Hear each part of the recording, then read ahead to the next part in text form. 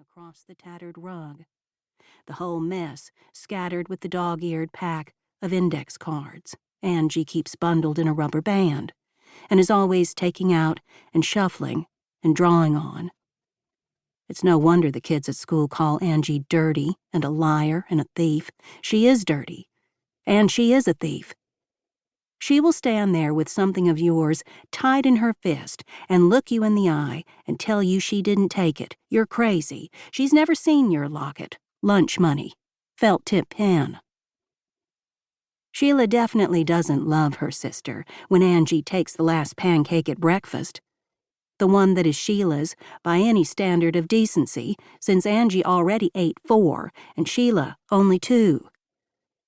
Sheila is eating slow, so she can pretend they don't live like animals.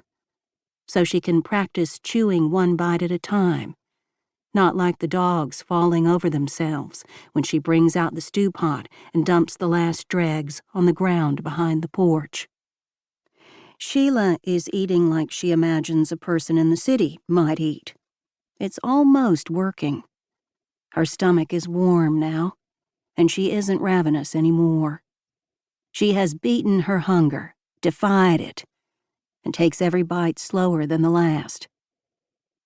Maybe she isn't going to eat that last pancake, but she is going to enjoy sitting at the table and staring it down.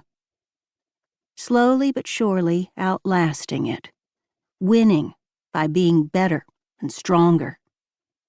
Then Angie grabs the pancake with the fingers she has just licked grape jelly off of and folds it into her mouth. Sheila can't do battle with an empty plate. She can't show the space where a pancake used to be that she is better than it. When she glares her hate across the table, Angie says, "What?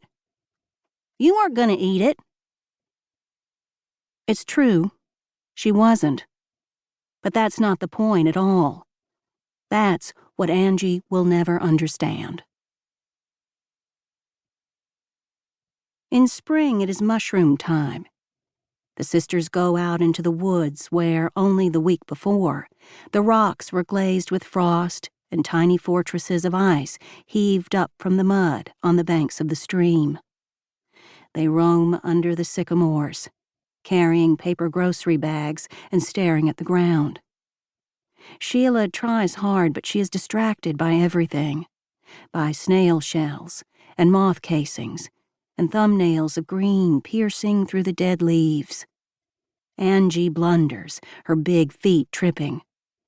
But at the end of the morning, it's her bag that is full. Sheila wants to accuse Angie of cheating, but there's no way she could have.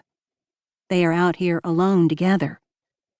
The gap where the Appalachian Trail crosses near the farthest edge of the property is empty today. There are no flashes of bright outdoor clothing, no conversations carried on the wind, no scrape of hiking poles on slippery rocks. No one else could have picked the mushrooms for her. Even if Angie had found them on a different day and stockpiled them behind a log to scoop into her sack today, it was still she herself who had sniffed them out from the leaves and twigs and the corncob fungus that looks the same as a morel but can't be eaten. Angie drops onto a moss-furred rock with her full bag at her feet, waiting for Sheila to catch up. "Why don't you ever have a boyfriend?" Angie asks, picking at a scab on her arm. "Who says I don't?" Sheila thinks she sees a mushroom half buried under a lacy maple leaf, but it's only an old walnut gone black and mushy. "Don't you want one?" This isn't a question Sheila wants to answer.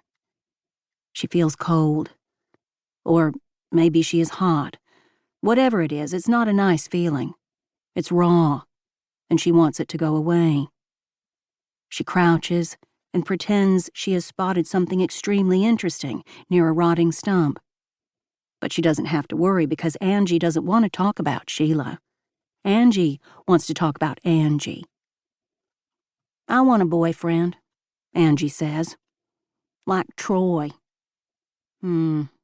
Sheila says, like she doesn't know what Angie is talking about.